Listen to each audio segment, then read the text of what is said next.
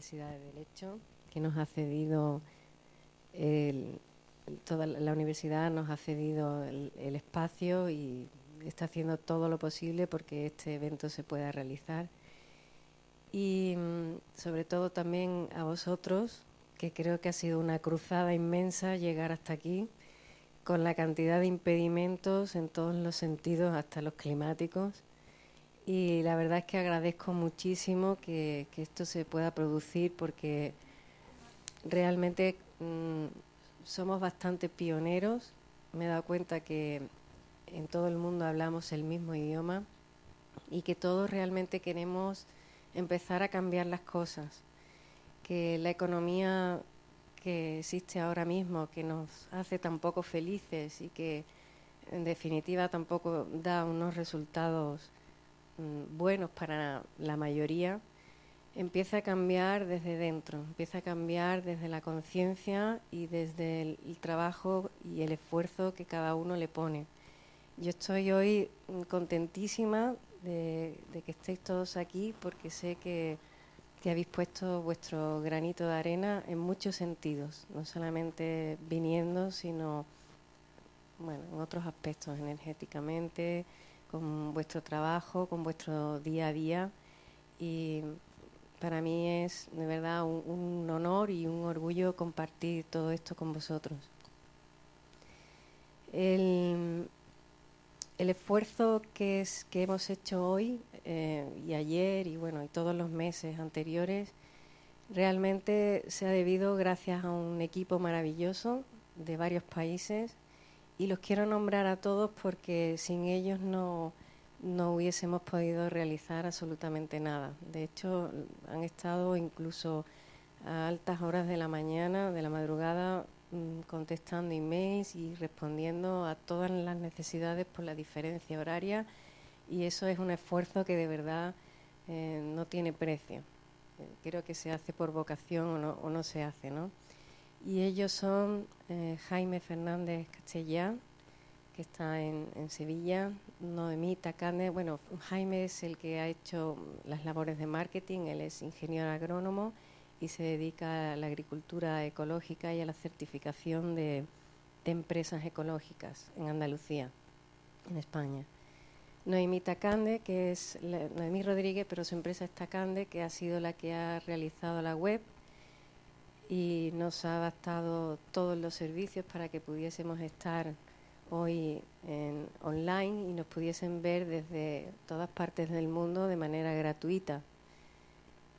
Marina Rodil, que fue la que rediseñó el logo y ha hecho las impresiones de los distintos materiales que estamos utilizando. Ana López, que es periodista y ha sido la que nos ha documentado, hecho los dossiers, nos ha enviado bueno, un material increíble y que le agradecemos mucho. Norma Pimienta, que es periodista de Mendoza, periodista económica, que también nos ha ayudado a documentarnos y aterrizar un poquito en Argentina, que era bastante difícil, era una prueba a superar porque hay muchas diferencias con lo que conocemos allí en Europa y con lo que hicimos en el primer Congreso Internacional en 2013. También, por supuesto, a Fer Blanc, que sin ella no habríamos podido hacer nada. Ella es la coordinadora de difusión, se está dando totalmente y para mí es un honor y un privilegio compartir con ella. Richard, que a pesar de que, bueno, él se dedica a sus negocios, a sus historias empresariales, no ha dudado en poner cualquier... ¿Perdón? Ah, sí, muy bien. Es que no veo bien. Si alguien quiere decirme algo, que haga como él, así. Ok. Bueno, como decía Richard, está para todo y es una bendición tener un empresario tan consciente, que sea un ejemplo real de que lo que estamos intentando difundir sea una realidad. No quiero olvidarme de nadie, así que a Gustavo Oliva, que ha tenido que marcharse por cuestiones familiares y que ha sido también el encargado de enlazar los distintos participantes, el de ponernos en contacto aquí en Argentina con todas las personas que entendíamos y creíamos que debían de estar hoy aquí, hayan podido o no hayan podido. Unos ha podido ser posible y otros no. Y agradezco también mucho la dedicación de Gustavo, que pese a tener muchas cargas familiares, se ha dado completamente. Y yo creo que ya está todo. Hay muchos voluntarios que han ido aportando su pequeño granito. Ni siquiera dan su nombre, son voluntarios anónimos. Todo lo que se ha organizado se ha hecho, como decís aquí, a pulmón, es decir, no, más bien nos está costando el dinero a muchos. No ha habido una ayuda, digamos, económica, salvo algún patrocinador que aparece en la web y que agradecemos muchísimo. Y esto, pues, realmente nos hace ver que hay muchas ganas, pero al ser muy incipiente es muy difícil. Pero bueno, todos los comienzos son dificultosos, y creo que cada circunstancia que aparentemente es contraria encierra un gran regalo. Otra cosa es que no sepamos verlo en el instante, pero estoy segura que con el tiempo, aunque yo ya voy vislumbrando algún gran regalo que anda por aquí además, como es la posibilidad el año que viene de hacerlo en Chile, eso es para nosotros algo que no estaba previsto tan cerca y bueno, ha sido de verdad un gran regalo, ¿no? Y quería contar un poquito para que quede constancia grabada y para los que nos oyen en otros lados, de cuáles son los objetivos de la ONG. ¿Qué hacemos aquí con Economía Consciente? Siempre hemos querido difundir, dar a conocer sistemas alternativos a la economía actual, que estén basados en las personas y en otra manera más humana de hacer las cosas, más responsables y más éticas. Esto ya se habló en el primer congreso. Tenemos un decálogo, pero un decálogo que se va creando entre todos, no es algo fijo, ni nosotros somos una institución que queramos imponernos a nadie. Esto es sencillamente unirnos, cooperar y dar a conocer todos los que estamos interesados en esto. Nos gustaría que este congreso, aunque parezca muy pequeño, aunque no haya tenido una, digamos, acogida grande desde los medios o desde la presencia física, sea una pequeña semilla que vaya germinando con el tiempo y vaya creciendo, pues, hasta donde tenga que crecer, ¿no? Y el tiempo que necesite. No es algo que sea ni una obsesión ni nada. Creo que todos los que estamos aquí aportamos independientemente del resultado que se produzca. También nos gustaría, con todas las mesas que vamos a tratar hoy, hablar de la economía en los distintos aspectos que realmente se manifiestan, porque habitualmente identificamos economía con dinero y no es así. El dinero es una pequeña manifestación de la economía. Realmente es como la sangre que alimenta todos los sistemas. Por eso tenemos 4 mesas. Una es dedicada a las empresas y los emprendimientos, que son un poco el motor de la generación de riqueza. Otra mesa estaría dedicada a las monedas alternativas o la economía colaborativa. Otra a la sustentabilidad, todo lo que tiene que ver con la tierra, porque también hay economía en la tierra. Y otra una economía más humana, basada en el hombre en sí, ¿no? Cómo orientar la economía desde nosotros, porque realmente es algo que hemos creado y parece que está ajeno, ¿no? Que nos debemos a ella en vez de ser un instrumento que nos sirva a nosotros.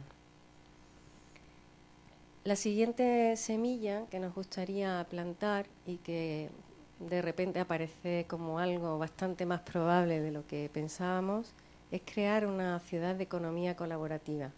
Ya tenemos un proyecto en España que está siendo avalado por la Comunidad Económica Europea y, bueno, parece que puede haber un proyecto aquí en Sudamérica.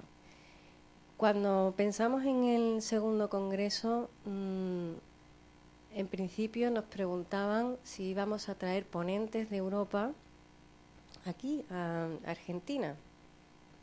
Y bueno, sí, porque de alguna manera, y esto me ocurrió al segundo día o tercero de llegar a Buenos Aires, alguien me dijo que éramos como los hijos de Europa, ¿no? Y me hizo sentirme bastante responsable. Entonces, por un lado, entiendo que sí, que Europa, bueno, si tiene ideas puede impulsar, pero realmente creo que son los propios habitantes de Sudamérica los que tienen que hacer su historia, los que tienen que crear. Entonces, creo que lo mejor es que se esté dando, porque lo hay, con las posibilidades que hay aquí, en esta tierra, ¿no? Y además es un principio de agricultura ecológica, ¿no? Esta semilla, como digo, la plantamos hoy o la estamos plantando y esperemos que dé sus frutos más adelante. Y bueno, no sé, algo más así destacar, decir que se dará o no se dará los objetivos de crear una banca ética, una ciudad colaborativa, el difundir. Puede que se dé en más o menos tiempo, pero eso tampoco es lo importante. Yo creo que lo que estamos haciendo cada día, todos nosotros, de ser conscientes y de predicar con nuestro ejemplo es lo verdaderamente importante. Y bueno, muchas gracias de verdad a todos por estar aquí. Y comenzamos con la primera mesa del día de hoy, que estará dedicada a las empresas y a los emprendimientos. ¿De acuerdo? En primer lugar, quiero presentar a Richard Johnson, que él es empresario canadiense, bueno, de nacionalidad británica, mexicana. Tiene más de 30 establecimientos, de 20 de academias de inglés. Aparte tiene una empresa de informática, un restaurante, ¿perdón? Sí, pero el decano no le veo. Ah, sí, perdón.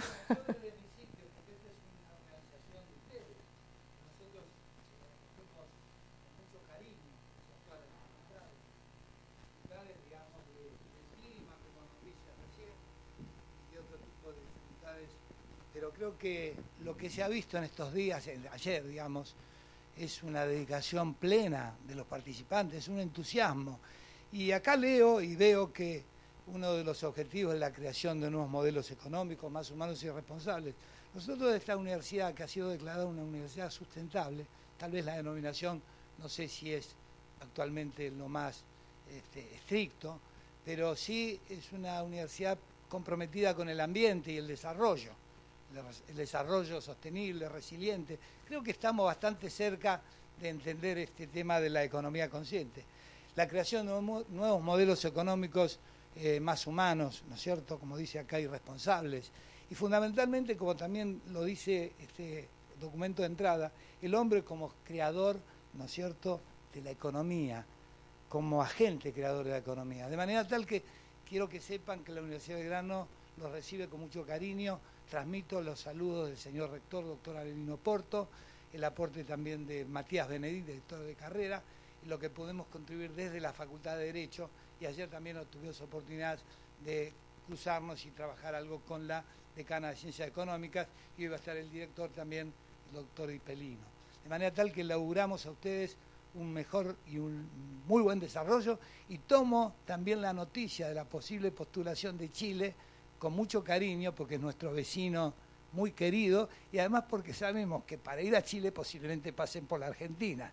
Entonces tendremos la oportunidad también de lograr mayor confraternidad en nuestros países del Cono Sur y ligarnos también a nuestra querida España y a los otros países que participan. Queremos y admiramos mucho a Sevilla, que es tu ciudad, tú lo sabes, y también recibimos a todos los visitantes de otros países y ciudades con mucho cariño. Nada más que eso, yo me conservo en este lugar y les agradezco mucho.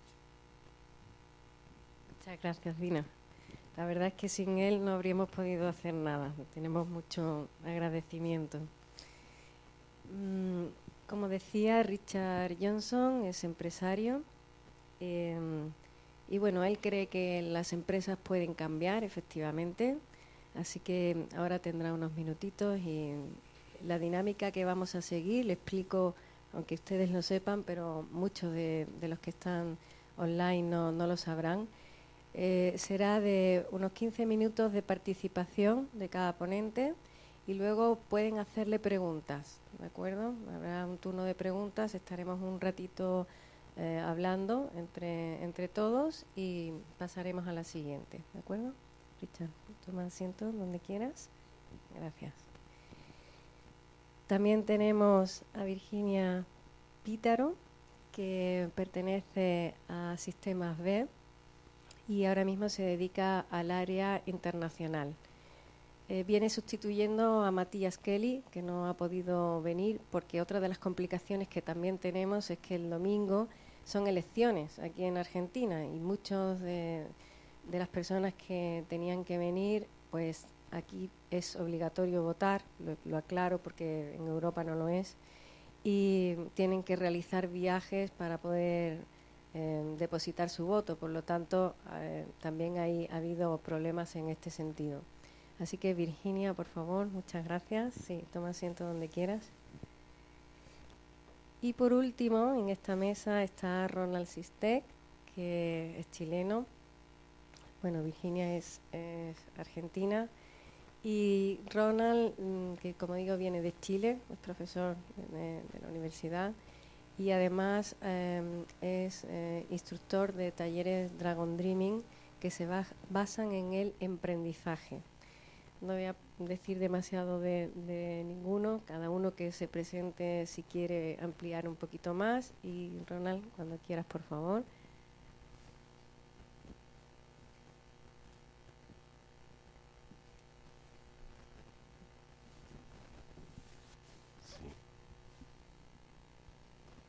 Sí. Hola.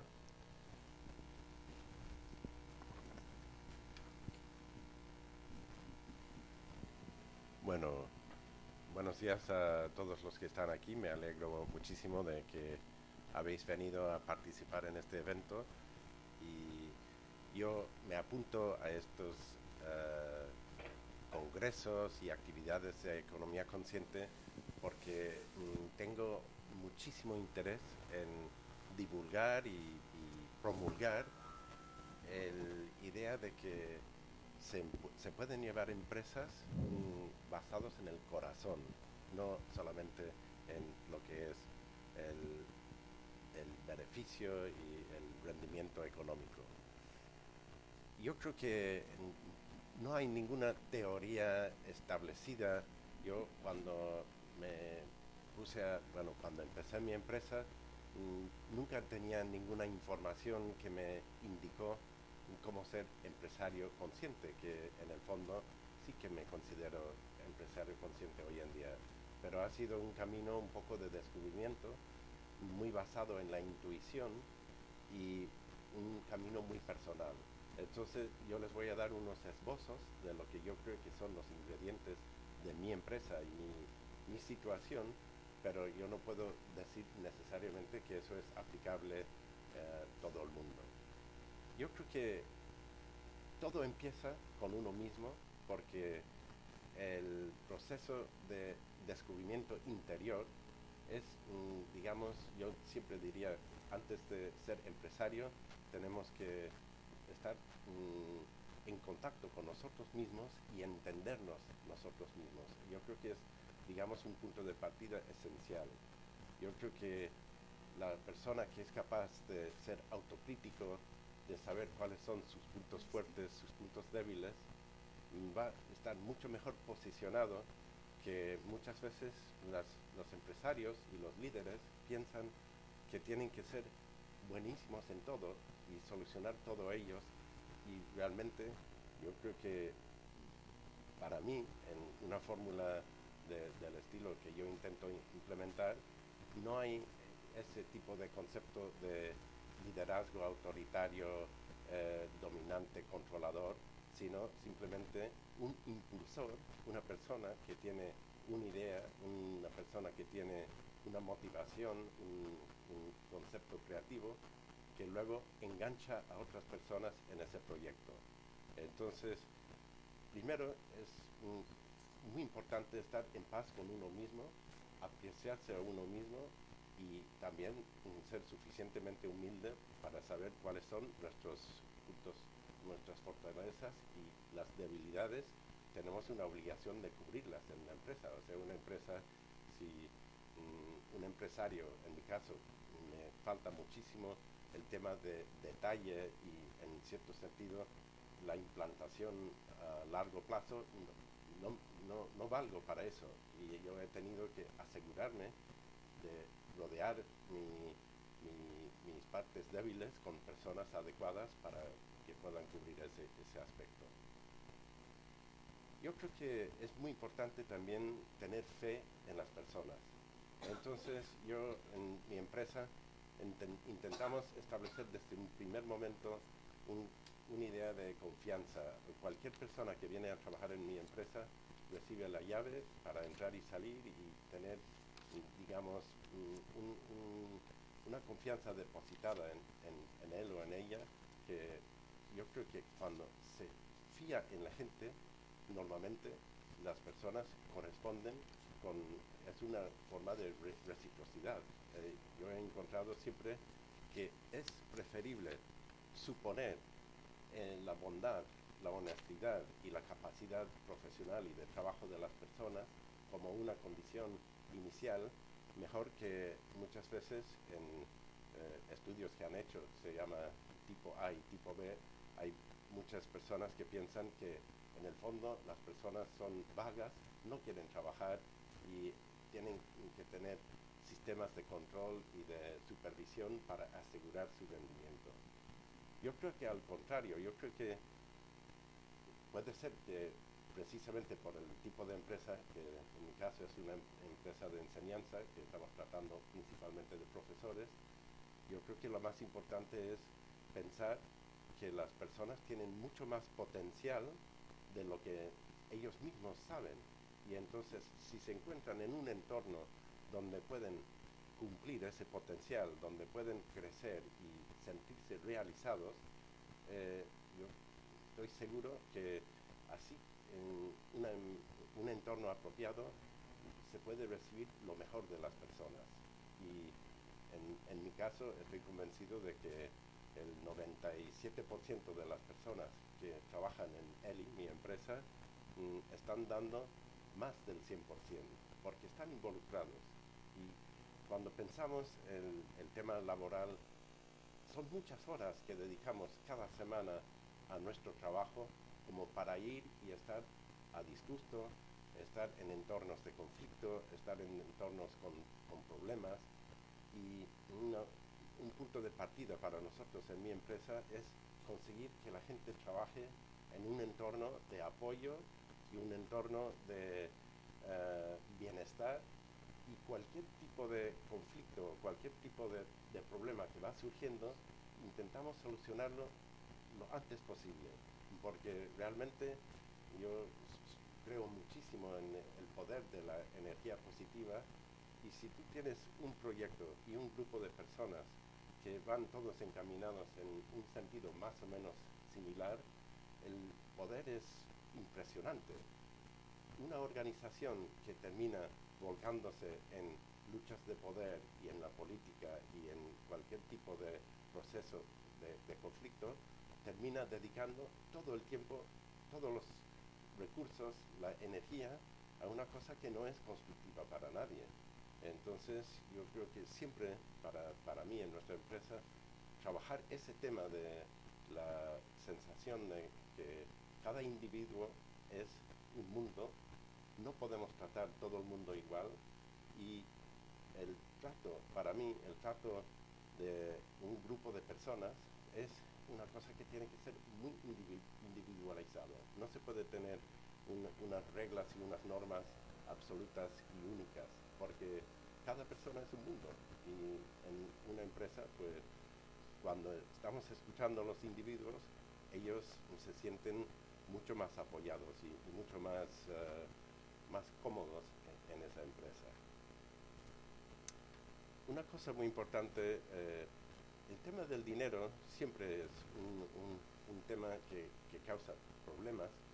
En mi empresa, nosotros hablamos con el personal de su sueldo y sus condiciones, y ya no se habla del tema. Entonces, el hecho de que hemos quitado la conversación del dinero de casi todo lo que estamos haciendo, hablamos de otros parámetros. A mí me interesa saber, en una academia típica mía puede tener 6 o 7 profesores, un director y una secretaria.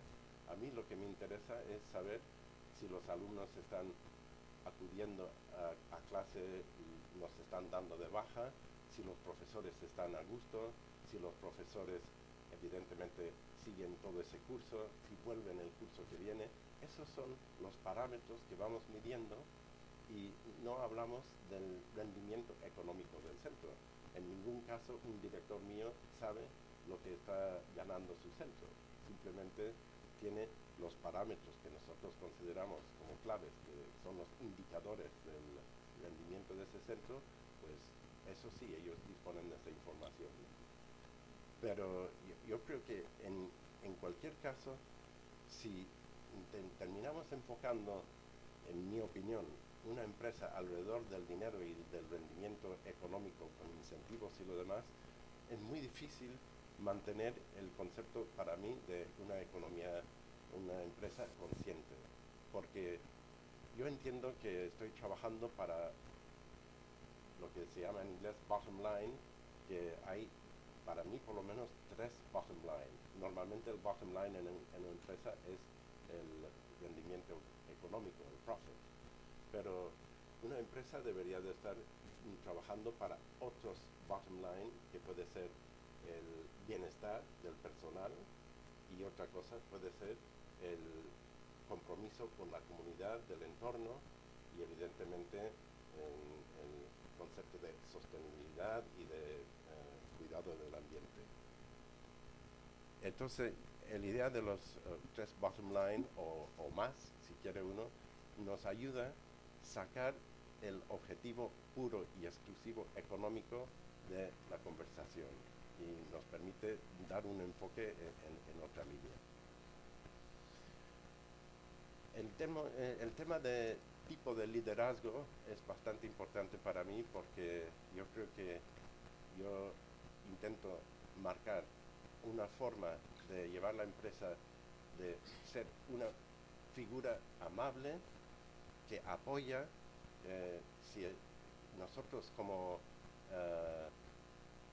en mi caso, un propietario de una empresa, si intentamos llevar la empresa de mala gana, con enfado, con estrés, con preocupaciones, ese tipo de actitud se comunica al personal. Y yo considero que parte de mi obligación como líder y empresario encargado de esa actividad es estar bien yo mismo y tener una sensación de bienestar, tener una sensación de alegría de lo que estoy haciendo, que luego realmente a las personas ese tipo de actitud se comunica una forma y una visión optimista, positiva, que conduce a otro tipo de resultados. ¿Cuánto tiempo tengo? ¿Ya? Vale. Pues entonces yo he dado unos esbozos, ya meteré en algún otro momento más comentarios, pero insisto, yo creo que ser humilde, ser autocrítico y luchar muchísimo contra 2 debilidades que aparecen en muchos empresarios y personas que empiezan a coger el poder. Uno es el síndrome narcisista, que muchas personas terminan pensando que son muy importantes y superiores a los demás por su posición, y la avaricia es otra cosa que hay que luchar constantemente contra la idea de que necesitamos más y más. Y yo creo que hay un estudio en los Estados Unidos que dice que a partir de $60,000 no hay ninguna mejora en la felicidad de la persona. Y estamos viendo hoy en día ejecutivos en empresas americanas que están ganando hasta 10 y 20 mil veces más del que menos gana en la empresa. Y eso evidentemente es una muestra de lo desproporcional que está la cosa actual. Bueno, muchas gracias y paso la palabra. Muchas gracias, Richard. Virginia, por favor. Bueno, muchas gracias por la invitación. Bueno, la verdad que es una alegría poder venir a contarles y compartirles qué estamos haciendo desde Sistema B, que es la organización de la cual formo parte, porque tiene todo que ver con esto. Cuando Richard contaba su experiencia, básicamente es una conceptualización de eso para que existan muchos Richards en el mundo, así que ahora les voy a contar un poquito más. Sistema B es una organización que nació hace apenas 3 años y medio, desde Sudamérica, con una vocación global y con el propósito de este congreso que nos convoca acá, así que tiene todo que ver, que es la evolución de la economía, ¿no? Que la economía realmente pueda estar al servicio de las personas y del ambiente del planeta, y no a la inversa, no que sea un fin en sí mismo, sino un instrumento para. Y la verdad que eso redefine muchas cosas, incluso los indicadores, que Richard también, van a ver que voy a volver mucho a Richard porque lo que hablaba era muy parecido, pero ¿cuáles son esos indicadores de éxito, no? Que hoy una economía habla del PBI y se mide el éxito de un país por cuánto crece su PBI. Y la verdad que ninguna de los condimentos de esa fórmula tienen que ver con lo que nos hace felices a todos nosotros como seres humanos. Hasta si hay una guerra puede aumentar el PBI y podemos decir que le va mucho mejor a ese país porque está creciendo el PBI, ¿no? Y hay un montón de situaciones absurdas que normalizamos y que la verdad que nos van modificando nuestras conductas y actuamos por inercia, y como humanidad, digamos, nos estamos chocando contra un paredón. Entonces, bueno, Sistema B nace con esa aspiración enorme de cambiar la economía. Y por eso tiene un modelo operacional, digamos, sistémico, y de ahí viene su nombre, Sistema B. Entonces, por un lado, trabajamos con empresas, lo que llamamos las empresas B, con B larga, de beneficios en plural, como que genere beneficios para todos, que son empresas que generan triple resultado. Desde su negocio generan resultados económicos, como cualquier negocio, que obviamente para existir tiene que ser rentable y generar valor económico, pero simultáneamente también genera valor social y valor ambiental. Y claramente las empresas son como un motor importantísimo, pero solo con ese actor no vamos a cambiar toda una economía. Entonces también en Sistema B trabajamos con otros actores como la academia, como los inversores, los políticos y funcionarios públicos, líderes de opinión, consumidores. Entonces trabajamos con todos los actores que nos permiten traccionar ese cambio en la economía más allá de la empresa. Pero como esta mesa es de emprendimientos y empresas de impacto conscientes, no sé cómo la llamaron acá, voy a focalizarme en contarles un poquito más cuáles son las características de estas empresas B. Y yo diría que hay una frase que a mí me encanta cómo las resumen, que es que son empresas que redefinen el sentido del éxito y que aspiran a ser las mejores empresas para el mundo y no solamente las mejores del mundo, ¿no? Esto cambia los paradigmas que estamos acostumbrados, que en el sector empresarial el mejor es el que en un paradigma de competencia supera al otro. Y lo que estamos empezando a ver cada vez más, que se puede ser competitivo desde una lógica de cooperación y haciendo y co-construyendo y haciendo con otros incluso los que podrían ser la competencia en el viejo paradigma. Y eso sucede mucho entre las empresas B, ¿no? Que se juntan para hacer cosas más grandes y sobre todo, más allá de las complementariedades del negocio, porque tienen causas comunes, ¿no? Tienen causas que sus negocios son como motores para lograr avanzar en esas soluciones sociales, ambientales. Entonces, una primera característica de estas empresas es que tienen un propósito que va más allá del lucro, que trasciende el lucro. Y esto es realmente muy, muy importante porque, de nuevo, él no dijo la palabra propósito, Richard, pero lo mencionó, cómo tener un motivo que exceda el dinero, el lucro, moviliza a todos los colaboradores de esa compañía, ¿no? La energía que se vibra es distinto a que si yo soy un empleado de una fábrica que creo que estoy ahí dando la mayor parte de mis horas y de mi energía para que el dueño de la empresa tenga cada vez más dinero. O sea, eso no es una motivación. En cambio, si yo estoy yendo a una empresa con la motivación de que estoy contribuyendo, por ejemplo, a cambiar la matriz energética de mi país a una matriz energética más sustentable, solo por poner un ejemplo, es otro ese espíritu, esa motivación con la que yo voy a trabajar y con la que aporto esa causa mayor. Entonces, una, el propósito empresarial. Otra es las prácticas y políticas en el cómo yo hago las cosas, ¿no? Entonces las empresas ven lo que pueden, atraviesan un proceso de evaluación y de certificación y pueden demostrar que ese propósito que declaran y que cuentan lo pueden respaldar con estándares, ¿no? O sea que pueden demostrar que realmente su día a día, con las prácticas que todos los negocios tienen de gobernanza, políticas con los trabajadores, con la comunidad, con el medio ambiente, tienen en cuenta esa lógica, digamos, de sustentabilidad integral. Y por último, este propósito y estas prácticas lo incluyen, y esto es lo más importante, lo hacen parte del ADN de la empresa. O sea, incluyen una cláusula en el estatuto de la empresa que obliga a los directivos de esa compañía a tomar decisiones con esa lógica de generar beneficios a todos los públicos de interés y no solamente a los accionistas. Los accionistas son un actor más, como en inglés se llaman los stakeholders, es uno más de los otros, pero están los proveedores, los clientes, etcétera. Entonces esas son las tres grandes características de una empresa B. Y yo diría que otra característica de la comunidad global de empresas B, que ya son más de 1.800 en 21 países, es un movimiento como muy incipiente, pero que está creciendo bastante porque las empresas B no son los únicos actores o empresarios o emprendedores que están yendo en esa línea, ¿no? Es un momento, creo que se está viviendo que todavía es una vanguardia, pero está en crecimiento.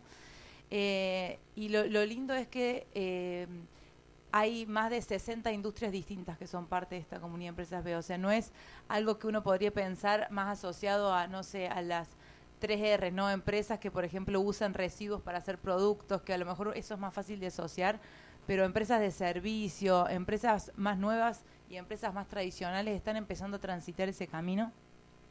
Y ese es el último mensaje que quiero dejar para después abrir a la charla. Que las empresas B, como yo les contaba, atraviesan todo un proceso de evaluación y certificación, pero ese sellito que tiene su importancia porque pueden fácilmente, es como una señal de mercado para que cualquier actor que quiera valorar, por ejemplo, un consumidor con su compra, esa forma de hacer negocios pueda identificarlo. Volviendo acá al ejemplo, porque es muy importante tener un ejemplo, que sin yo escuchar todo lo que me dijo Richard para entender cómo él lleva su negocio, cualquiera con una señal puede consumir su producto, por ejemplo, o elegir ser proveedor de esta empresa porque sabe todo el círculo virtuoso que genera para atrás. Pero, no obstante, que ese proceso sea bien riguroso, nosotros decimos que no es el punto de llegada lograr ese sellito, sino todo lo contrario, que ese es el punto de partida de un camino que nunca termina. Porque es una forma de ser y de hacer negocios y las empresas B no son perfectas en lo más mínimo, simplemente tienen esa convicción de querer hacer las cosas cada vez mejor y la verdad que eso es un camino, es un proceso y el estar abierto a aprender constantemente cómo hacerlo mejor es como una característica común de estas empresas. Así que eso como introducción y después obviamente podemos charlar más. Muchas gracias, Ronald. Bueno, muchas gracias por la invitación. Solo para complementar la presentación de Adela, yo vengo de un mundo duro que es el mundo inmobiliario, trabajando más de 18 años en las áreas de construcción y de desarrollo inmobiliario. Y la verdad que de repente experimenté un dolor y por el mundo, probablemente producto del daño ecológico, del daño de las jerarquías también de esa industria y de la competencia súper mal llevada también. Experimenté una transición y me transformé en un buscador de modelos que puedan soportar otra manera de ver el mundo. Así que te agradezco por la presentación, me asocia mucho con el Dragon Dreaming, no tengo ningún problema con eso. Sin embargo, hoy día hay muchos modelos que pueden ayudar a soportar este cambio paradigmático que estamos viviendo. Yo siento que la economía no es la que tiene que cambiar, tenemos nosotros que cambiar. Porque si nosotros cambiamos va a cambiar la economía no va a cambiar sola. Y lo que quería compartir hoy día, ya que hay tan poquito tiempo, tiene que ver más con un proceso fundamental en la toma de conciencia del ser humano, que es un proceso que tiene que cruzar 3 umbrales, y esos 3 umbrales, en palabras de Francisco Varela, tienen que ver, el primero, con un umbral de la suspensión, de cómo podemos lograr suspender esta lógica de las evaluaciones y los juicios, para poder realmente abrirnos a la conciencia. El segundo umbral tiene que ver con el redireccionar, el poder ver con unos ojos distintos todo lo que está pasando. Y el tercer umbral tiene que ver con soltar, con dejar ir lo que realmente necesitamos dejar ir para abrirnos a nuevas posibilidades de los futuros que están emergiendo. Estos 3 umbrales o este pensamiento que viene de Varela ha sido tomado por varios modelos metodológicos para su desarrollo, porque nos hemos dado cuenta de que si no tomamos conciencia, si no tomamos atención, en realidad nada va a cambiar. Y a propósito de los cambios de paradigma, los cambios paradigmáticos se producen y tratando de hacer una abstracción porque el modelo es muy complejo, pero básicamente se producen 3 cosas en los cambios paradigmáticos. El primero tiene que ver, y está representado por las manos, de frenar lo que sabemos que ya no funciona. Esto lo vemos en muchísimas áreas del conocimiento, en educación lo vemos mucho, en Chile somos expertos en frenar lo que sabemos que no funciona. Y esa es probablemente la primera etapa de los cambios paradigmáticos. Entonces, ¿de qué manera podemos frenar lo que sabemos que no está funcionando en la economía?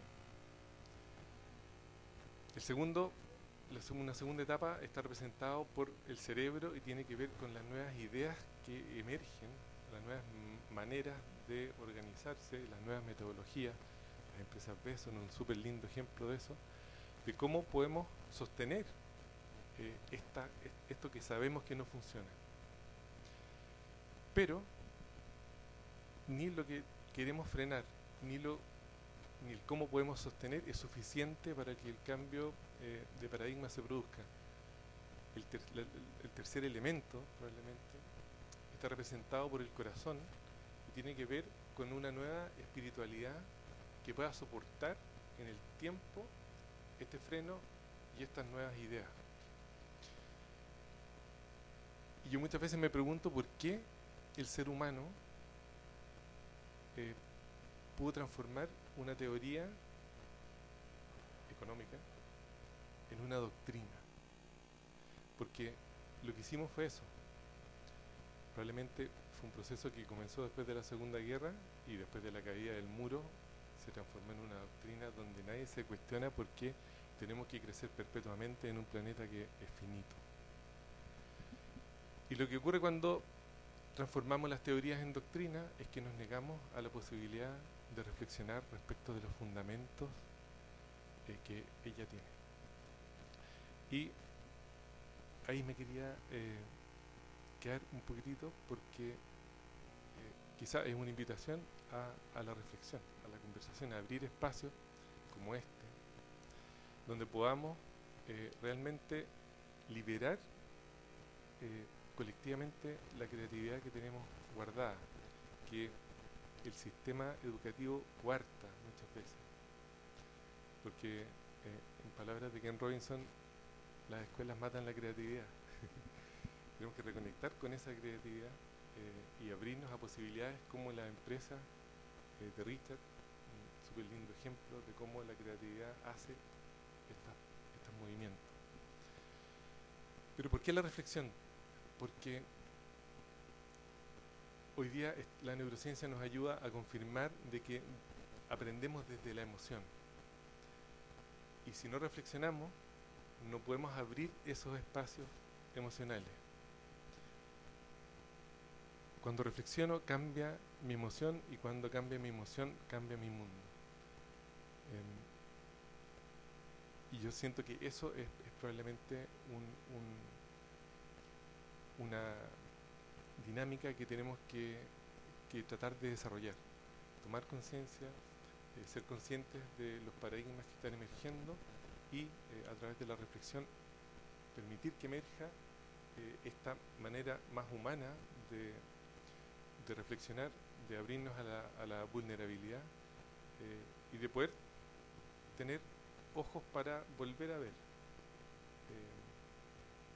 Maturana decía que todos los cambios se hacen en función de lo que queremos conservar. Entonces reflexionar respecto del paradigma dominante económico y ver qué es lo que queremos conservar, porque este paradigma tiene cosas buenas. Y sobre esas cosas buenas es sobre lo cual vamos a poder cambiar. Para no ser tan lapidario con, con la teoría y la doctrina imperante. El emprendizaje colaborativo es una temática que abordamos en la Universidad Austral de Valdivia, en un curso. Y quería solamente en 2 minutitos contarles un poco la experiencia que ha sido esta de incorporar los nuevos paradigmas dentro del aula. Porque creemos que firmemente que es parte del camino, tiene que ver con la educación. Al final está todo conectado. El emprendimiento tiene que ver con la educación, tiene que ver con lo que somos como humanos, etcétera. Pero quería comentarles que las experiencias o los estilos de aprendizaje que más nos han hecho sentido y que han tenido mejor respuesta son aquellos que incorporan la transformación dentro del proceso. Aprendizajes en acción, no postergar la práctica para más adelante, sino que hacer aprendizaje en acción y teniendo profundamente en cuenta el desarrollo humano. Cuáles son los procesos personales y los procesos grupales que se van produciendo en el aprendizaje. Y el emprendizaje es una mezcla de emprendimientos con aprendizaje, que sentimos que están íntimamente relacionados, y la palabra colaborativo, porque es emprendizaje colaborativo, es porque somos conscientes y estamos seguros de que los problemas complejos tenemos que solucionarlos entre todos, desde la colaboración, desde la participación. Ayer hicimos un taller y éramos alrededor de unas 15 personas. Entre todos sumábamos entre 450 y 500 años. 500 años de experiencia humana en una sala. Entonces, ¿cómo no angustiarnos cuando intentamos desesperadamente solucionar desde lo individual cosas y no accedemos a esa inteligencia colectiva que es tan potente. Así que nada, la invitación a generar espacios de aprendizaje transformativo y confiar en que en la colaboración y en la participación es una de las maneras de cómo podemos ir modificando paradigmas y solucionando nuestros problemas.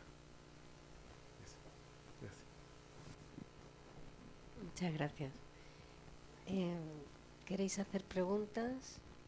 Hay por aquí un microfonito, si alguien quiere preguntar. Si no, os voy preguntando yo por orden de intervención, ¿de acuerdo? De algunas personas que nos pidieron por email. Fer, ¿tú me puedes controlar un poquito que no vayamos demasiado mal de tiempo? Porque desde aquí no puedo saber, ¿ok? Pregunta para Richard. En los últimos años, con la crisis económica, hemos asistido a una rebaja de las condiciones laborales y salariales justificadas por los resultados económicos. ¿Cómo se lidia una crisis en una empresa consciente que pone los valores humanos por encima de los económicos? En nuestro caso, la empresa mía no sufrió inicialmente el efecto de la crisis porque hubo mucha gente que no tenía trabajo en España y estaban necesitados de utilizar su tiempo, y había hasta un crecimiento de demanda para cursos de idiomas, y por otros motivos también durante un tiempo había un aumento de demanda. Pero yo hice un compromiso con el grupo directivo que no íbamos a usar el discurso del miedo en la empresa en ningún momento, y entonces pedir ciertos ajustes y ciertas medidas de precaución, evidentemente, pero si las personas no se sienten seguras, si tienen una amenaza de que o les van a quitar su puesto de trabajo, o les van a reducir el sueldo, una persona que tiene miedo, es un momento donde con total seguridad vas a recibir lo peor de esa persona. Y entonces el discurso del miedo es un discurso que no usamos, y realmente no hemos tenido que hacer ningún tipo de medida que ha tenido impacto en las personas. Hemos tomado otras medidas para protegernos un poco ante una situación hoy por hoy muy complicada para nuestro sector en España, que hay mucha competencia, muchísima, ha crecido 300% la competencia en los últimos 2 años, pero nosotros hemos tomado la decisión de que poner buena cara al asunto y una actitud positiva y hacia adelante, pues ha sido una respuesta muy buena por parte del personal en ese sentido. Gracias. ¿Alguien tiene preguntas?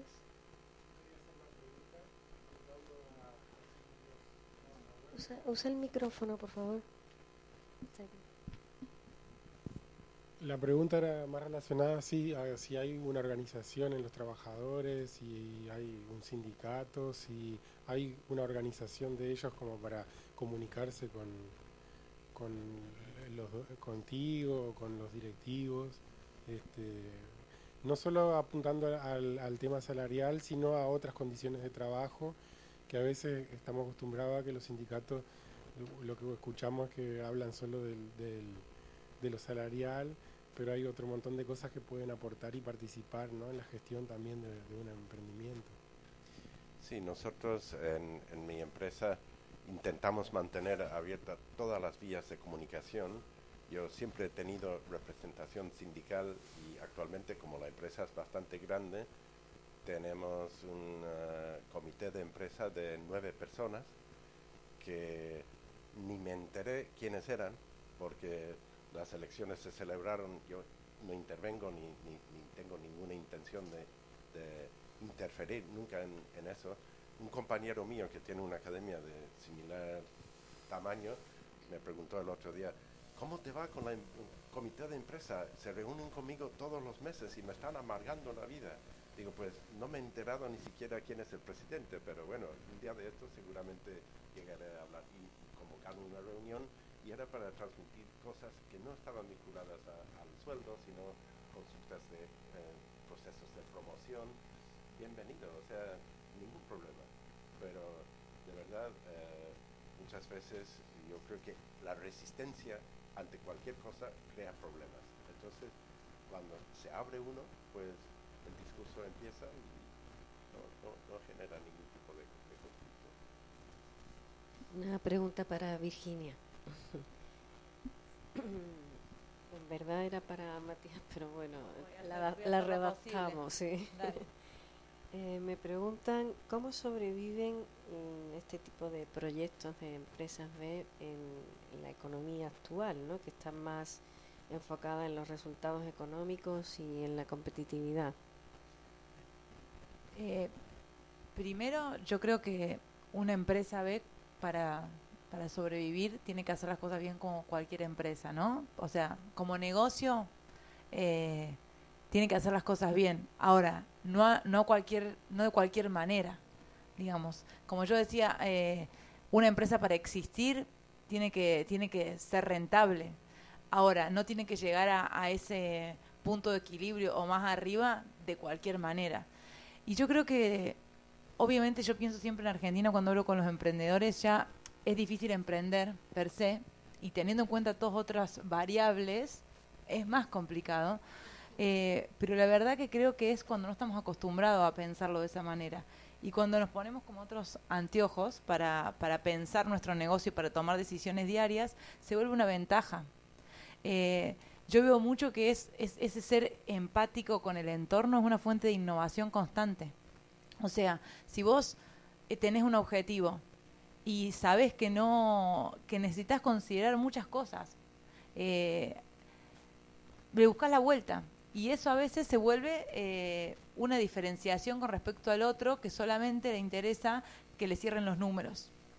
O le interesa maximizar ganancias, minimizar costos. Cuando esa no es la ecuación tan simple, si no entran otros ingredientes, te tenés que poner más creativo. Y eso a la larga redunda en una empresa más innovadora, más atractiva para las nuevas generaciones que quieren ir a trabajar ahí. O sea, realmente yo creo que igual es incipiente, pero se vuelven como un imán que atrae a los recursos claves, como talento, como inversión. O sea, está creciendo lo que se llama la industria de inversión de impacto, la generación. Las nuevas generaciones no les interesa ir a dejar su, no sé, 10 horas por día a cualquier lado. Están pensando dónde generan valor, dónde se conectan con su propósito, dónde son más felices. Y no negocian, se buscan algo, arman un emprendimiento propio. Entonces, igual los medios de comunicación, hay empresas tradicionales que pagan fortuna por una pauta, por salir en el diario, en la televisión, por un segundo de aire.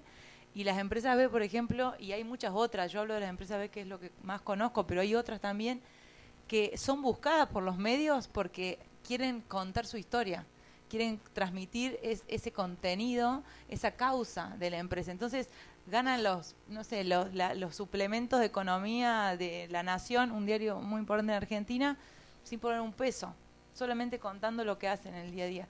Entonces creo que siempre, como en realidad los desafíos son oportunidades, y creo que ojalá cada vez más, pero siento que empieza a ser que hacer las cosas bien es una muy buena oportunidad de negocio también. Gracias. Quería preguntar, Ronald, porque has hablado de que realmente la transformación empieza en nosotros, estoy de acuerdo, y que vosotros en la Universidad de Chile hacéis emprendizaje colaborativo y formáis emprendedores, ¿no? ¿Se ve un resultado en los beneficios? Quiero decir, ¿hay una mayor permanencia de las empresas creadas con estos métodos? ¿Notáis la diferencia? Porque en definitiva yo creo que lo que nos interesa saber es si esto que estamos hablando funciona o no funciona, ¿no? ¿Tenéis alguna estadística o algo que nos pueda orientar? Súper buena pregunta. Voy a responder desde la consultoría y desde la academia, porque el espectro, o sea, la experiencia con estos cursos son recientes. Sí te puedo responder con algunos resultados, por ejemplo, que los alumnos nos faltan a ese tipo de cursos. hay una motivación que es la motivación de las generaciones actuales, donde le encuentran sentido a asistir y a aprender. Esa es una gran diferencia entre tener un aula vacía y un aula llena, hasta para la motivación de quien comparte. Pero desde la consultoría yo te diría que hay empresas, y acá hay una trampa súper interesante que hacer, que es que cuando uno asesora a una empresa, y dice, pero ¿por qué no consideráis la sustentabilidad y así te diferencias y haces una estrategia de marketing basado en eso? Dicen, puede ser, y de repente lo hacen y ven el beneficio, que primero lo ven solamente desde el lado económico, pero indirectamente están haciendo gestión ambiental o están haciendo gestión social.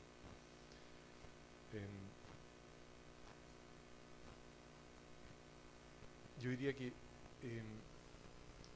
hay hoy día maneras y metodologías que las empresas se están atreviendo a usar. Estamos haciendo actualmente una intervención en una empresa de tecnología de la información, una empresa muy dura, muy trabajando con metodologías como la PMO, muy basadas en la planificación y en la ejecución, y la dirección está muy de acuerdo en hacer una transformación empresarial, pero no de maquillaje, una transformación verdadera, y eso pasa por intervenir a nivel de cultura organizacional, intervenir a nivel de gestión del talento, reordenar, reorganizar, permitir que haya participación en algunas tareas clave, donde las estructuras jerárquicas permitan cierta expansión horizontal. Hoy día hay algunas empresas que están entendiendo que se tienen que reinventar, y esa reinvención también pasa por un trabajo personal, un trabajo comunitario, empezar a ver en realidad de dónde puede emerger la rentabilidad social y la rentabilidad ecológica al mismo tiempo que la rentabilidad económica. Gracias. Yo quería dirigir una pregunta a Ronald, pero voy a hacer un pequeño prólogo. Que a mí me preocupa muchísimo el modelo que estamos viendo en Estados Unidos actual. Hace muchos años el número uno proveedor de empleo en Estados Unidos era General Motors. Alguien que trabajaba en un puesto más básico en General Motors ganaba un sueldo suficiente como para comprar una casa, tener una familia y vivir adecuadamente. Hoy en día los principales empleadores, el número uno es Walmart, que es una empresa tipo Carrefour o no sé cuáles son las grandes tiendas aquí, que pagan unos sueldos tan tremendamente bajos que la gente no puede ni sobrevivir con los sueldos que tienen ahí. Y tienen muchas veces problemas si no trabajan en esa empresa. Las dos personas de una pareja no pueden ni pagar el alquiler. Y otro caso es McDonald's, que tiene unos sueldos tan bajos que hoy en día ha habido varios incidentes en los últimos años de personas trabajando desde hace muchos años en McDonald's, llamando al servicio de consejo de trabajadores, algo así, que no llegan a final de mes, y les recomiendan que vayan a buscar food stamps. Food stamps son los cupones que dan a los indigentes para que puedan comer. Y hay también una falta total de cobertura de seguridad social, de salud, y entonces les recomiendan que acudan a Medicaid, que también es para los indigentes. O sea, una masa impresionante de personas trabajando en Estados Unidos están trabajando en puestos de tipo industria servicios y realmente no llegan a final de mes. Hay muchos casos de personas que tienen 2 empleos o hasta 3 empleos. Y la situación para mí es muy dramática, porque la desigualdad, van saliendo constantemente más y más estadísticas de que hay esa diferencia brutal entre las personas que están, digamos, los trabajadores de a pie y la gente de un cierto nivel ejecutivo para arriba, que cada año están más prósperos, van mejor. Entonces mi pregunta a Ronald era un poco una cosa que comentamos ayer de paradigmas que hay. Ronald, ¿tú piensas que estamos a punto de ver un cambio de paradigma? Porque realmente el modelo que estamos viendo, que está ejemplarizado en Estados Unidos, pero está extendido por todo el mundo, de tantas personas trabajando en condiciones tan impresionantemente injustas, ¿tú crees que podemos estar viendo un cambio en el siglo XXI?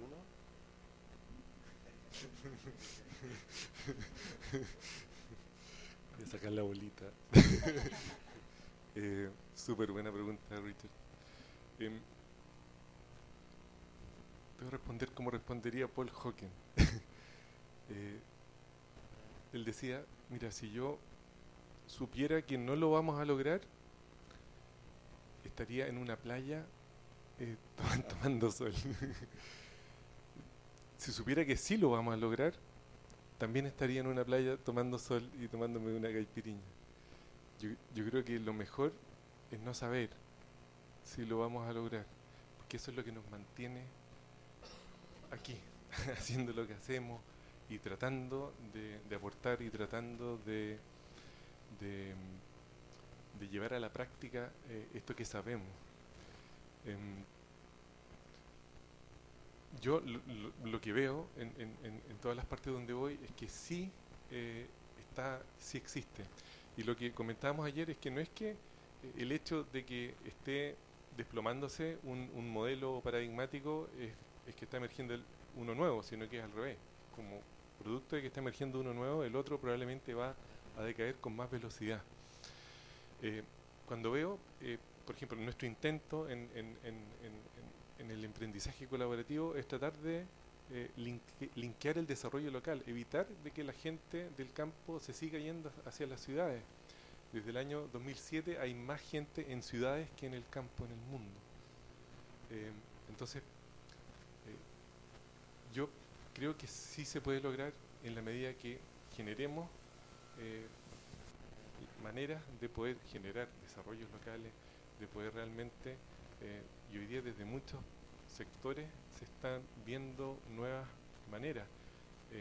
Leí el otro día el libro de Mark Anielski de la economía de la felicidad, todo el modelo de Bután, de cómo el PIB lo están transformando en un modelo que incorpore el bienestar, que es el modelo de riqueza genuina, el modelo de economía a escala humana, que hoy día hay. El otro día Manfred Maxneff nos comentaba que Europa está plagado de muchos puntitos donde hay experiencias de economía a escala humana. La economía del decrecimiento de Sergei Latouche también, la economía de la conciencia, aquí hay un gran exponente. Entonces el mundo está cambiando. Yo prefiero pensar como Galeano que dentro de este mundo hay otro mundo posible. Y eso es.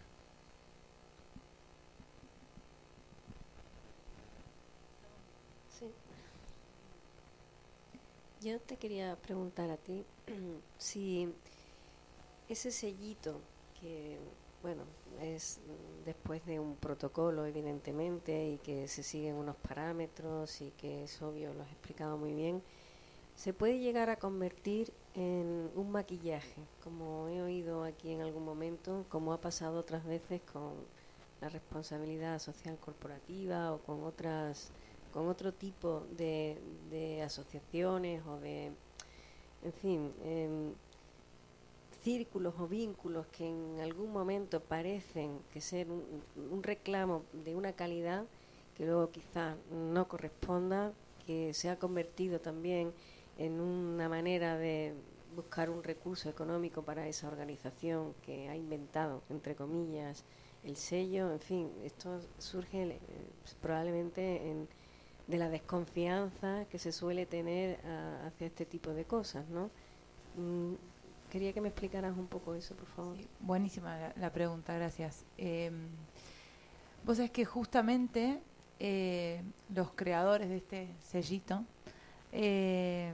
lo crean con la motivación de disminuir la cantidad de empresas que hacían responsabilidad social empresaria de sustentabilidad por maquillaje. O sea, lo crearon con la intención de disminuir los riesgos del greenwashing o el moral washing. O sea, que está creado justamente para ir en contra de eso. Lo cual no quiere decir que no haya casos que atenten, ¿no? Que usen el sellito de otra manera. ¿Cuáles son los mecanismos que se generaron para, de nuevo, disminuir el riesgo de que eso suceda, ¿no? Que es un sistema obviamente no perfecto y puede suceder. Entonces, lo que se creó es, bueno, hay todo un sistema de evaluación, auditoría cada 2 años, esos estándares se revisan y cada vez son como más exigentes. Y la empresa no es una cosa estática, sino que es dinámica y cada 2 años se renuevan.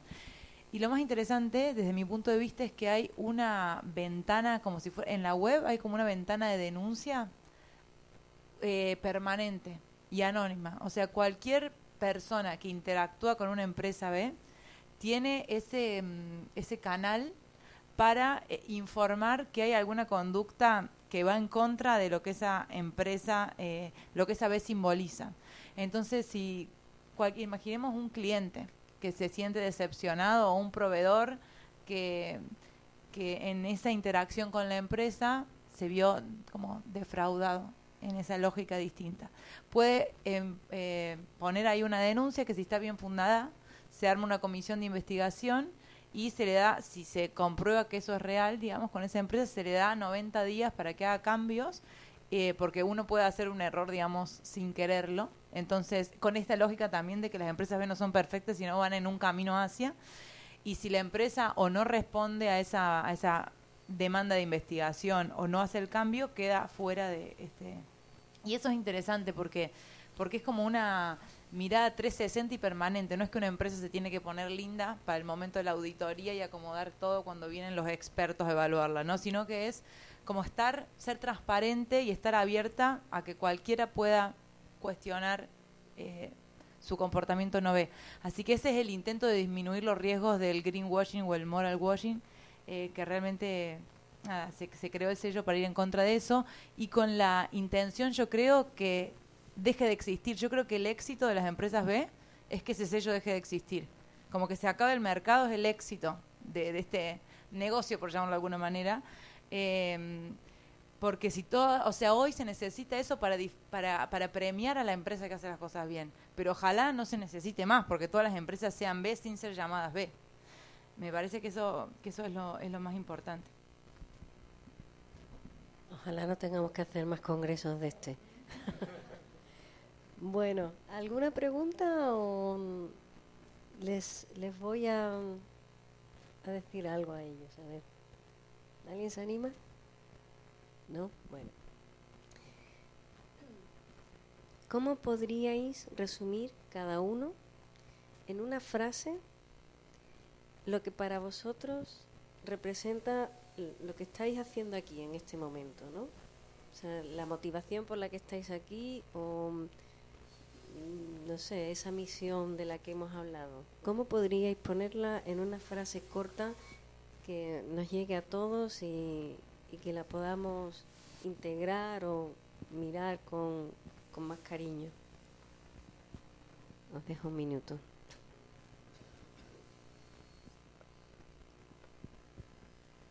El más valiente.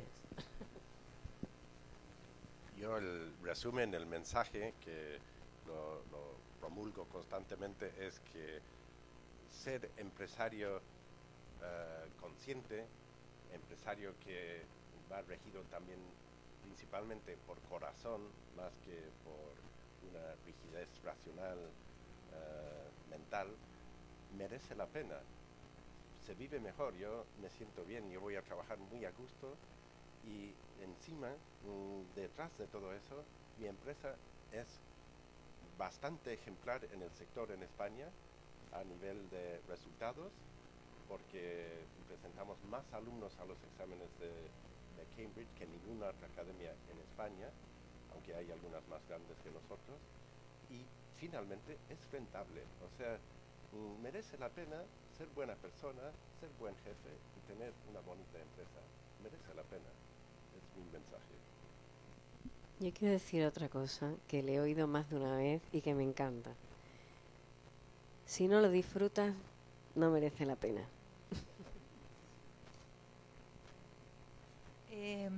Un mensaje que bueno, que a mí me resuena, me hace sentido y compartir eso me moviliza a estar hoy acá, es que el cambio comienza por uno y que a partir de ahí, cuando a uno le cae la ficha, empieza a transitar un camino de ampliación de conciencia. Y hay un concepto que a mí me quedó grabado, que es este sentido del yo-yo. Primero ser conscientes de nosotros mismos, el yo-nosotros, que son los demás, que también somos parte, pero somos parte, el nosotros es parte de uno y uno es parte de nosotros, y lo mismo con el yo-tierra, digamos. Entonces creo que cuando nos sentimos todos parte de una misma cosa, empezamos a ver la sustentabilidad como sentido común. Pero sentido común, lo que nos hace sentido a todos y que nos hace poner en comunión, digamos, en común unión hacia un propósito. Eso. Yo me gusta pensar que la Tierra en su camino a la autoconciencia tomó un riesgo grande, que fue liberar al ser humano para que le ayude a llegar a la conciencia que requiere. Ahora el ser humano tiene tanta capacidad de crear como de destruir. Entonces, mi reflexión es, las futuras generaciones se acordarán de nosotros como la generación que logró generar el cambio. Y me gustaría quedarme en la pregunta y que vivamos el camino a la respuesta. Bueno, pues muchísimas gracias a los tres por tanta aportación.